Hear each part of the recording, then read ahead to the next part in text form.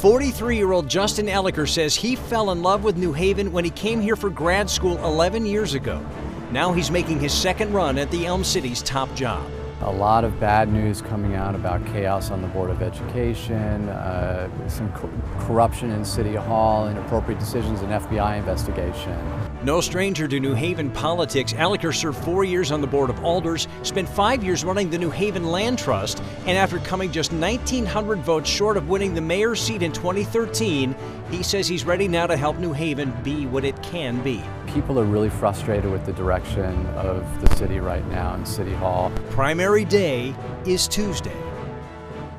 And hi everybody, I'm Kramer here live in the News 8 newsroom today, and we are welcoming the candidates for mayor of New Haven ahead of tomorrow's primary election. Interview number 1 today is with Justin Elicker, Democrat and a challenger to Mayor Tony Harp. We appreciate your time. Thank you for coming in today. Excited to be here. Thank you. Listen, we have this is kind of a looser format interview. What we want to do today is find out a little bit more about you, and we're going to talk a little bit about the important issues of New Haven. Okay? Sounds good. Let's talk about you. You grew up in Connecticut. Yep. A Fairfield County guy. You grew up at New Canaan, correct? Correct. What was life like as a kid? It's interesting. My memories of New Haven growing up are driving through New Haven and seeing the taco trucks and the flag truck along Long Wharf Drive. Flag man's still there. He's still there. New Canaan is a suburb that oftentimes looks towards New York rather than New Haven. But I've chosen to live in New Haven because this city matches so much more of the type of person that I want to be and the community I want to be in. For example, there's such a vibrant community here. There's a strong diversity in the city. It's a big enough city that we can make a lot happen, but it's small enough that we have a pretty strong sense of community, that you can meet your neighbor at the store and then at the park, and then all of a sudden you're friends. And so New Haven's a great place to live. You came here 11 years ago, all right, to attend Yale grad school. You have a master's in business administration and a master's in environmental management. How do we get from that to this? Was politics always kind of a goal? A lot of people, specifically who come to Yale, regardless of the discipline they're studying, have political aspirations. Was politics always in your blood as a young man? No, I have always felt like it's important for my professional life to focus not on making money, but on making a difference in the world. And I've done a number of things over my life to kind of align with that ethic. I worked as a Foreign Service officer for the U.S. State Department for about 5 years. Now tell me about that. I saw that on your resume. Tell me what that means. What is the function of that job? What do you do in that job? So I worked for 2 years in D.C. and then 1 year in Taiwan and 2 in Hong Kong. And I was an economic officer, so we were studying the economy in Hong Kong and how that impacted the United States. So I would meet with economists and government officials abroad to learn more about economic issues. And we also were working on some programs, particularly in Hong Kong, that connected companies that were in southern China, banks in Hong Kong, to U.S. businesses that were looking to sell environmental technology to reduce pollution in Hong Kong. Okay. It was an exciting experience, and I loved being abroad. I learned Chinese, and I think oftentimes when you're abroad, you learn a lot more about yourself too in your own country. Yeah. But I wanted to be in a place where I could put roots down. I'm not the kind of person that moves every 2 years. I want to be in a place for a long time, and New Haven is a great place to call home. You've got a wife and 2 little girls. Your little girls are how old now? 1 and 4. Molly and April, yeah, right? Our 4-year-old, we just put her on the bus to go to kindergarten in Fairhaven, in the Fairhaven neighborhood of New Haven, on Tuesday. Yeah. So how was that? How was Dad? Was he okay doing that? It was more emotional than I was expecting. To see, especially, she's 4. She's a young kindergartner. As mine. To see her climbing up those big bus stairs and waving out the window, she was a little teary-eyed, and I was expecting to be able to hold it together a little bit more. Sure. But it's a big deal. It's like it's a milestone in your child's development where all of a sudden they're going off to school on the bus on their own. Wait till she goes to college and tears your heart out. I don't want to think about it. That's coming up. Your wife, Natalie, is a U.S. attorney, right? Correct. Assistant U.S. attorney. Assistant U.S. attorney. Correct. Quite a job. Demanding as well, right? Yeah, she loves it. She does work on the civil side, and so she'll defend the post office or the VA if they're sued, things like that. but she really enjoys the job. And again, I think both of us feel like we have lives where we want to commit to some sort of public service. We actually met that way. We met planting daffodils in East Rock Park. Now, wait a minute. I was going to get to that. You met planting daffodils as part of an environment. Well, how did that happen? You weren't just strolling around planting daffodils. So I was organizing the Friends of East Rock Park, which is a group, there's a lot of trash in the park and things, and we were trying to beautify the park. And one day, Natalie strolled in. It was raining. And I said, "Oh, she's pretty tough if she's coming to plant daffodils in the rain." And then one thing led to another, and here we are. Pretty romantic. Married for about 6 years. 6 years. Yeah. Congratulations. Thank you. You also spent time as a teacher. You were an elementary and a high school teacher. Where'd you do? Tell me about that experience. So I lived in Taiwan for about a year after college, and I taught preschool and elementary school. I taught English to kids. Gained a lot of respect for teachers that do this all the time. I mean, I did it for a year and it was tough. It was a lot of work, but it was really fun. It is. And then I taught at the Hyde School in upstate Connecticut, high school, for a while. And I've also taught as an adjunct professor at Southern. I've taught education policy at Southern. Okay. So our next step in the political process is you become a member of the Board of Alders. How did we get from all these other positions to that? Tell me how that happened. I got tired of complaining about politics and politicians and feeling like there were people that weren't always necessarily representing the best interests of the public. And I figured, I could complain about things, and a lot of us do, or I could do something about it. And I felt like it was important for me to do something about it. And so I ran for alder so it was 2009, and won and represented for 4 years the neighborhoods of Cedar Hill and East Rock in New Haven. And it was just such a great experience, being able to address so many constituents' issues, being able to communicate information that was really relevant to help people understand what was going on and what kind of legislation was happening that might impact them so they could have a better voice. Right. But I also learned that New Haven has so many challenges that we could be addressing in a very different way. And that's why I wanted to take the next step and run for mayor. And so I ended up running for mayor in 2013. We're going to get to that in a minute. Talk to me about you also executive director of the New Haven Land Trust. Tell me about that position. You came in after there's a bit of turmoil in that department. The department has evolved in the last couple of years. Tell me about that. Correct. So the New Haven Land Trust is a nonprofit. It's not related to the city of New Haven. And I took over in 2014.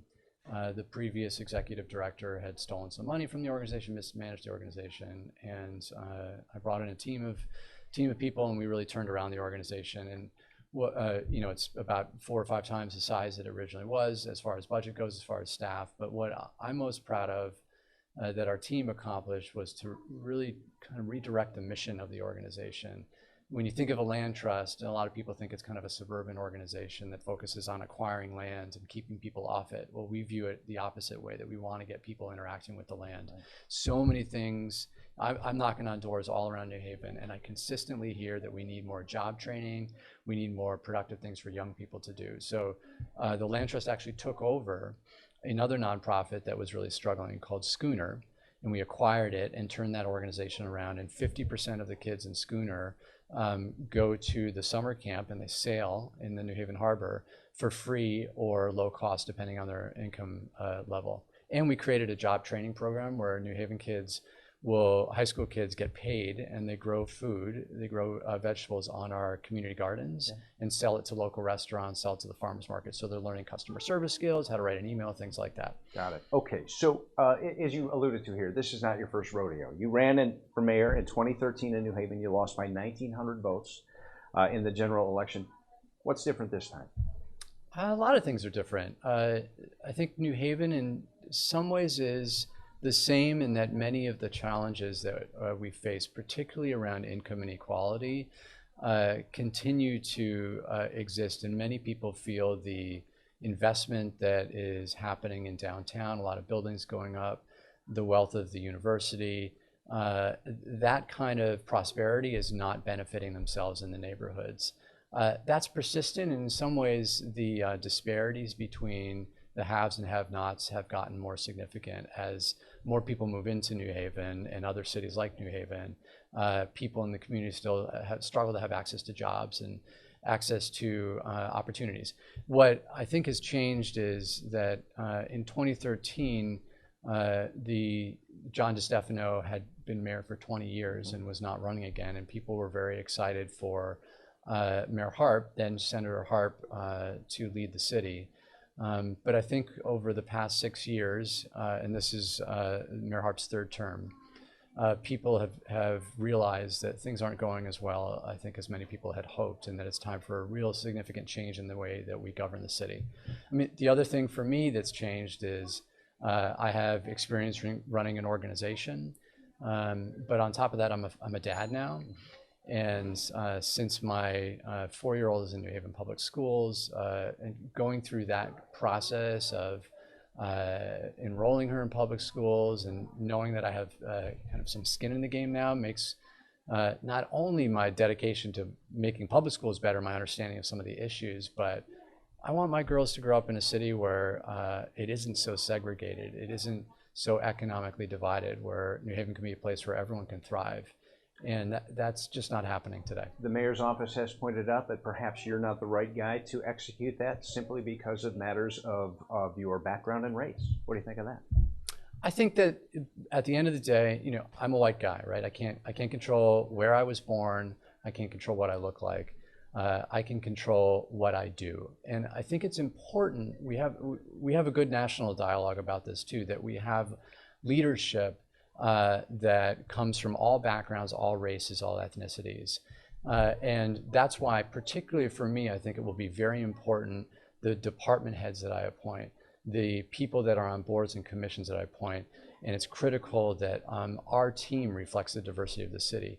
At the same time, I think at the end of the day, the conversations I'm having with people all around the city is about results. And I think it's important to talk about race, but at the end of the day, what's critical is making sure that our city hall is delivering results for people that oftentimes don't get the kind of resources that they need.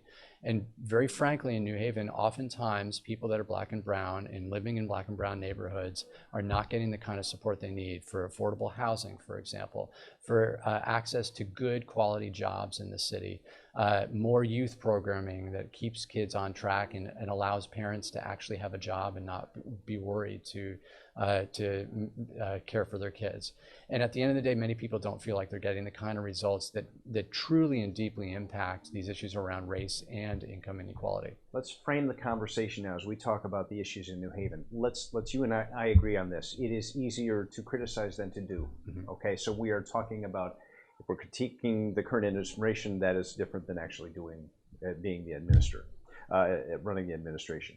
In your opinion, what is the single biggest problem right now in New Haven? If you had to pick one, and there's no perfect city, but what's the biggest problem in New Haven? It's income inequality.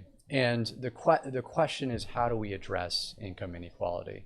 It is so clear that New Haven has a lot of wealth, right? You look at the number of new buildings downtown and people moving back to cities because they are looking for a lifestyle where they don't have to commute 2 hours round trip to work, where there's access to arts and culture, there's a diverse community. There's a lot of wealth, and at the same time, there's people in the neighborhoods that don't feel like their lives are changing. And so the question is, what is City Hall's role in helping even the playing field, make life more fair for people that are living in the city? And there's so much more we can do. I look at our budget challenges as one, probably the single most significant challenge that City Hall itself is dealing with, because it's important that we make sure that we're spending $1.5 million on homeless shelters in the city. How do we do that? We've got to make sure that the homeless shelter providers are providing adequate services. In New Haven, they're not always doing that. It's important that we actually keep our taxes down. We had an 11% increase last year. Why do we need to do that? And how does that address income inequality? Well, we need to continue attracting people to New Haven and not pushing people out. And these aren't just wealthy people that are paying taxes in the city. So many people I talk to are really struggling to get by, people on fixed incomes. We want to make sure New Haven is a place where people can thrive. And add one more component to that. I think that particularly at the leadership level, it's important that we make sure that when we're making difficult decisions, we don't inadequately benefit people that are already doing just fine. You know, after that 11% tax increase, the mayor gave herself a raise and all of the top paid employees a raise. We're struggling at the Board of Education. We're eliminating teacher positions. And at the same time, the superintendent of schools is giving out contracts to her friends of $3,000, $1,500 a day.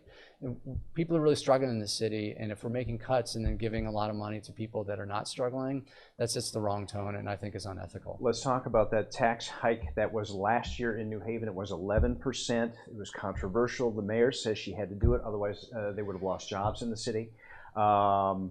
It's easy to shoot at that, but if it was Mayor Elicker, what would your position be? She said the choice was black and white. It was either we were going to lose positions and lower level positions in the city or the tax increase had to happen. It's easy to armchair quarterback this one a year later, but what would you have done in that situation? Of course she's going to say that, but I look at all the wasteful spending that exists in this city. There are hundreds of thousands of dollars being spent on lawyers because the mayor inappropriately fired people. They're suing the city. And now the Nicole Jefferson case, for people that have been following it, Mendy Blue, there was just announced, uncovered a 6-figure settlement with that case. Hundreds of thousands of dollars spent on lawyers. The city has loosened its lead enforcement policy and now is not inspecting and enforcing apartments of about 300 plus kids, estimated 300 kids that are being exposed to dangerous levels of lead that will permanently impact their brain development. And the city's getting sued for it. There's a $50,000 trip to China. There's been very inappropriate credit card use. Let me ask you, as we tick down this list, let's talk about the trip to China. Mayor Harp organized a trip to China. There were 21 people, I believe, on the trip. They were there 10 days. There were not that many people on the trip. There was not that many people on the trip. So a 21-person delegation could have included people from China, but there weren't that many. Okay, people. So we were first told that trip was 20,000. Then we were told it was 50,000. You've been very critical of the lack of transparency with the spending. Mayor Harp's answer is like, look, we are out to get and win high-paid technical jobs here to New Haven. That's a good idea, right? Great. To get the jobs, right? So it's a great idea to get jobs. We have not seen any jobs come from that trip. There are so many examples of things that are nice ideas that end up wasting taxpayer money because we haven't thought things through. And you know, you had asked about this tax increase and what would I do differently. I think that people understand that they need to pay taxes, that it's important to pay taxes because at the end of the day, all these things cost money. They want to know that their money is going to be stewarded well. It's going to be spent well, ethically and efficiently. And that's something that I will commit to doing. Let's talk about the schools. There has been a lot of controversy in the New Haven School District, a lot of it surrounding the superintendent, Carol Burks. She wanted to eliminate 53 teaching positions. The Board of Ed voted against her. Recently, there was a last-minute change to the bus routes in New Haven. A lot of parents were really furious about it. Board of Ed hired counsel to investigate a complaint that Ms. Burks created a hostile work environment. She's been here about a year and a half. There was a petition that got about 1,300 signatures to remove her. Does Superintendent Burks have your support? Where do you stand on that? I don't think it's going well, is what I'll say. And I think it's fair that after the countless number of issues that have happened under the superintendent's watch, that it's time to start looking for a new superintendent. My own daughter was impacted by the bus issue. We were able to adjust. The fact that the Board of Education just a day or two before school started told hundreds and hundreds and hundreds of parents around the city that their bus routes had changed, and in many cases really impacted significantly. I talked to one mother whose child has a disability, and now instead of walking a block, has to walk 4 blocks to pick up the bus. these problems could have been worked out if they had addressed this issue a month and a half ago and troubleshooted things before parents were struggling and scrambling to get their children to school. And that's just one example. I think there's a number of examples of where there's been inappropriate decisions. We've got to make tough decisions about the budget, but it can't be off the backs only of teachers and only of guidance counselors and librarians. And all too often, the people at the top aren't sacrificing while they're asking people at the bottom to sacrifice, the people that are actually the ones on the front lines teaching our kids. So having drawn that word picture, I'll ask you again, should the superintendent, Carol Burks, lose her job? Like I said, I think it's time to start a new superintendent search. We need to do this carefully because over the past 6 years, we have lost multiple superintendents because and paid a lot of money to make sure that they leave, and we don't want to waste more money losing another individual. New Haven is a sanctuary city, and that is a hot topic nationally. To some extent in New Haven. There has been criticism from Republicans and conservatives about this issue. President Trump recently won the legal battle in his right to give more community policing grants to cities that are not sanctuary cities. Where do you stand on the sanctuary city issue? I support New Haven becoming a sanctuary city, and the reality is that New Haven has always been a welcoming place for people.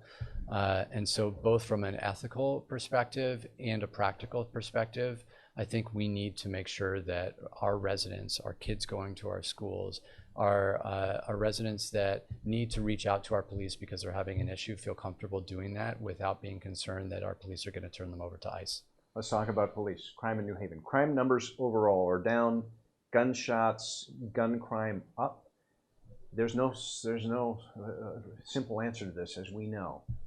What could New Haven police be doing that they are not doing right now to try to bring those gun crime numbers down? So I was at a meeting 2 weeks ago where there were 60 residents from Westville, Beaver Hills, Edgewood neighborhood that were furious about the uptick in crime. And it's not just property crime. There was a home invasion, for example. There's been some assaults on the street.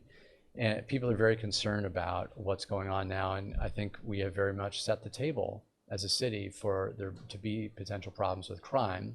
And that is because the mayor took 3 years to settle the contract with the police department. And over that time, we've lost over 80 officers to the suburbs because the suburbs pay more and because officers had the uncertainty where they didn't know what kind of benefits they would have. If we had been much more proactive at settling that, and of course it gets settled a few weeks before an election, if we had been more proactive about that, we wouldn't have lost so many officers. We wouldn't be spending so much money on overtime now to close these gaps.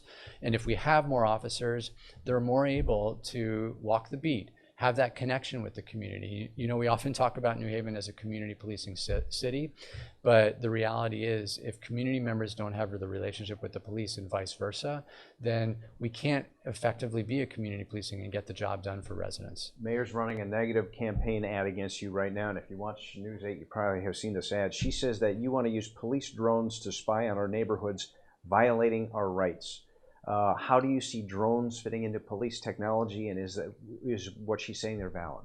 She's totally manipulated and misconstrued my words, and it's really disappointing. You know, I think it's important that we talk about issues, we talk about policies. What were your words? Tell me what your plan? So drone plan. I specifically said that there is a dirt bike and ATV problem in New Haven. Mm-hmm. Yesterday, my wife saw in front of our house. She counted them. She lost count at 260 dirt bikes and ATVs that drove by our house. There's an article in the New Haven Independent today about the dirt bikes and ATVs going all around the city. We see them. They're and here, yeah. Consistently, the city has said, well, we have a no chase policy. There's not too much we can do about it. We need to find creative ways to address this problem. The officers generally don't engage in pursuit, understandably, because they don't want the ATVs and dirt bikes to be riding around like crazy and crashing into people. So what I said is maybe we should consider using drones to monitor the dirt bikes and ATVs only until they stop to gas up or load them on their vehicles, and then we can call the police officers and they can confiscate the vehicles. Now, the odd thing is Mayor Harp's own police department has said the exact same thing. And now Mayor Harp is deciding to misconstrue my words and has actually sent out a mailing that has a drone looking through someone's bedroom window.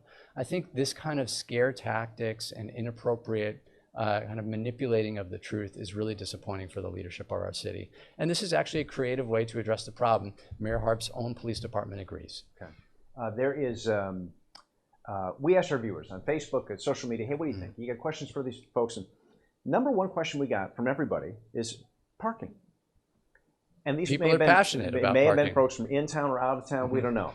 Can't park, nowhere to park, costs too much money to park. Is there a solution to that? I mean, or is that just the nature of the beast? So it's funny because I got a parking ticket a few weeks ago and I posted it on Facebook. And as far as the likes and comments, it was way higher than any of our other posts. People get frustrated about parking. So what do you do? I think it's got to be fair. Number one, I think people need to be treated fairly when we're parking in New Haven, and oftentimes I find that people feel like we pretty aggressively are seeking out people to ticket. It's a revenue source for the city, but it shouldn't be focused on revenue gain. It should be focused on making sure that people have a fair opportunity to park. I believe that New Haven should be a place where people live in the city and have better access to public transportation, better bicycle infrastructure, that we actually have some traffic enforcement to make sure that New Haven isn't the Wild West as far as drivers go, so people feel safer walking. And that will create an environment where more people live in the city and don't have to use their cars. New Haven is a great place to live. And at the end of the day, parking is always going to be a challenge in our city because we're dense and we have a lot of people. It's a city. But we need to treat people fairly, and we need to make New Haven a more welcoming place to come to. Toni Harp has never lost an election in New Haven. That's saying something right there. If she wins tomorrow, you have already said you're going to run in the general, right? Is that the plan? Yes. Okay. Why? Why am I going to run in the general? There are a number of reasons. The main one is that there are so many unaffiliated and independent voters in New Haven, about 18,000, that have been frustrated with the establishment politics and don't get a voice if there's not an election in the general. At the end of the day, it's about values. I'm a Democrat. And in many ways, I'm more of a Democrat than Mayor Harp is. For example, I participate in New Haven's Clean Elections program, and I'm not taking PAC money from companies, money from $1,000 donors, including people like the superintendent and the fire chief. And what people expect in this city is that they're going to get their taxes under reasonable control, that we're going to have good schools, that the roads will be paved. And those things really transcend party values. I think that at the end of the day, people deserve a right to vote for any candidate in the general election, and that's what I plan on doing. But our numbers are looking good, and I think you'll see tomorrow that we're going to do well in the primary. We will find out tomorrow. I appreciate your time. Thanks, I appreciate it too. Elicker. We're going to talk to the mayor in a moment. We appreciate your time, and a reminder, tomorrow night, we're the place to be. News 8 will have complete primary night coverage, Tuesday, September 10th, on air, online, and social media. Thanks for your time. Mayor Harp, next live on WTNH.com.